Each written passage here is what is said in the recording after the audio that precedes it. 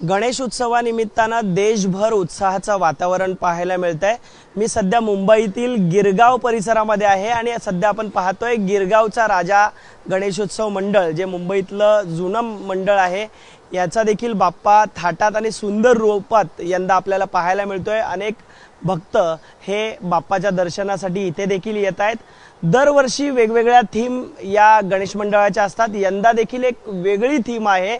या बाप्पाच्या इथे दर्शनासाठी जे भाविक येत आहेत त्यांना एक मोदक दिला जातोय आणि तो मोदक आहे त्याच्यामध्ये बीज आहे, हे बीज सर्वत्र या भक्तांनी लावलं गेलं पाहिजे ही थीम यामागे आहे। याच संदर्भात बोलण्यासाठी माझ्याबरोबर मंडळाचे अध्यक्ष आणि सचिव आहेत।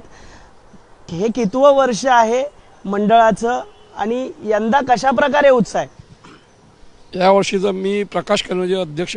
गिरगावचा राजा ह्या वर्षी जी मूर्ती आहे ही 1928 ला स्थापना त्याची झालेली आहे आणि ह्यावेळची मूर्ती म्हटलं तर काल प्रथम मुखदर्शन दिलं गेलं, कालचा दिवस होता आणि प्रचंड उत्साह होता, भक्तांची भरपूर गर्दी होती। वैशिष्ट्य म्हणजे जी आपली परंपरेच्या शाडूची मातीची मूर्ती आहे, म्हणजे आता ही 25 फुटाची मूर्ती आहे आणि ह्यावेळेला आम्ही हा गणपती जो आहे बनलेला आहे, मूर्तिकार राजन पाटील यांनी गणपतीची मूर्ती जी बनवली आहे आणि अशी सुंदर सुबक मूर्ती आहे। तुम्हाला माहितीच असेल दरवर्षी या मूर्तीचं रूपच बघण्यासाठी भाविक भक्त इथे प्रचंड गर्दी करत असतात।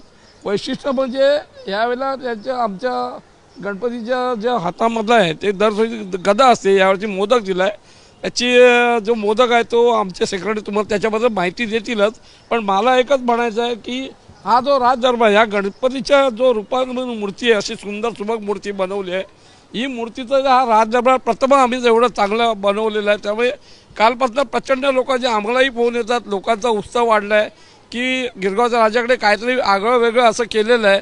त्यामुळे रात्रीपासून आम्हाला पण कॉल येत आहेत भक्तांची, म्हणजे भक्तांच्या लोकांच्या तोंडात आहेत, मुखात आहे की बाबा खरोखर यावर्षी मूर्ती छान आहे। मी तुम्हाला खोटं नाही वाटणार, म्हणजे आम्ही खरं सांगतोय, रात्री मला 2-2 वाजेपर्यंत असे फोन येत होते मूर्ती बघायची। वेगळी थीम आहे त्यामुळे त्यांना अनेक भक्तगण संवाद देखील साधतायत।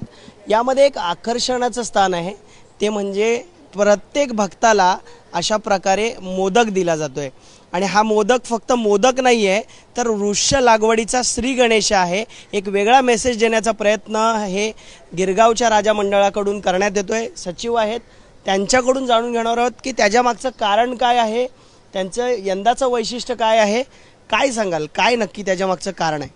बघा, यावर्षी जसं अध्यक्षांनी सांगितलं की यावर्षी आपण बाप्पाच्या हातात मोदक दिले आहे। आमचा मेसेज म्हणजे हे 97 वर्ष जरी